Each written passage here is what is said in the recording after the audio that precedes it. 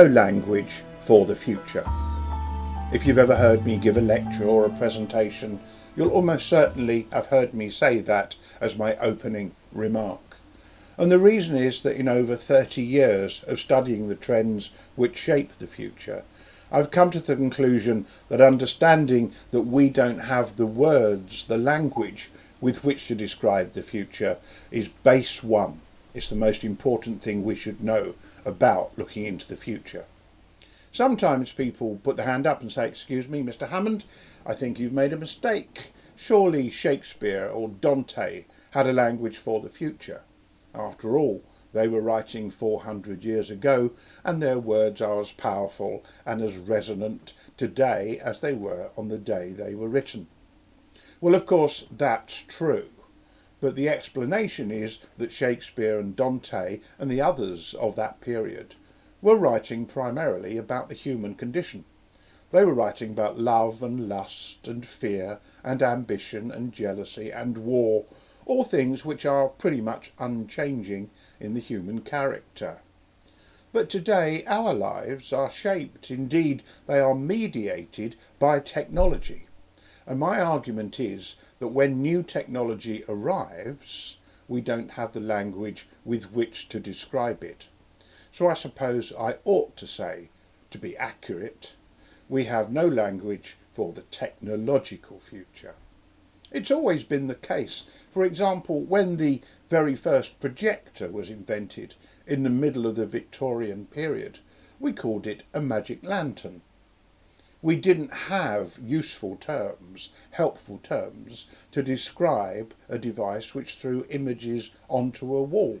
We described it as a lantern with magic properties. A railway locomotive was an iron horse. We used the word horse because we were familiar with horses, just as we have horsepower in automobiles, which incidentally we first called horseless carriages.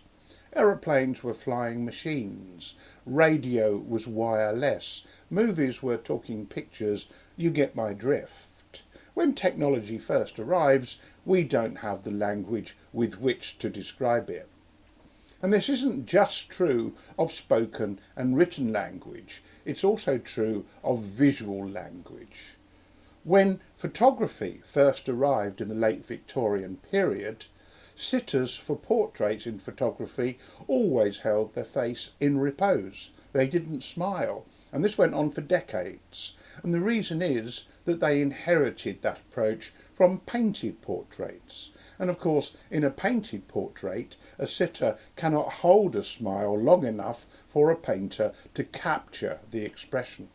Hence, faces in repose, serious faces, continued well into the period of photography.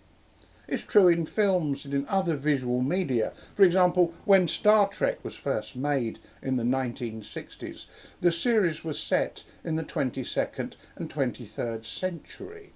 But if you look at an early Star Trek adventure, it is redolent of the 1960s. All of the visual clues are there, from the costumes to the set. And it's true of most sci-fi, most futuristic thrillers. They are of their time and they cannot escape the language, whether spoken, written or visual, of their own period. Well, what does this teach us about studying the future? Well, what it teaches me is to understand that when new devices, new technologies arrive, we should start to think about them as deeply as possible. For example, to take today's hot technology, the smartphone.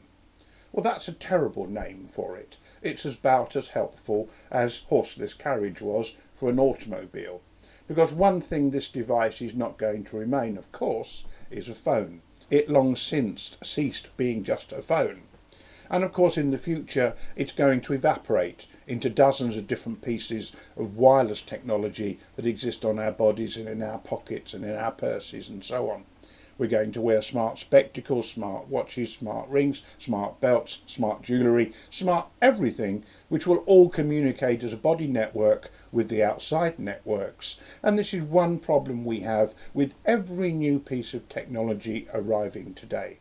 An understanding that we don't have a language for the future is the first and most useful step in working out how things might develop.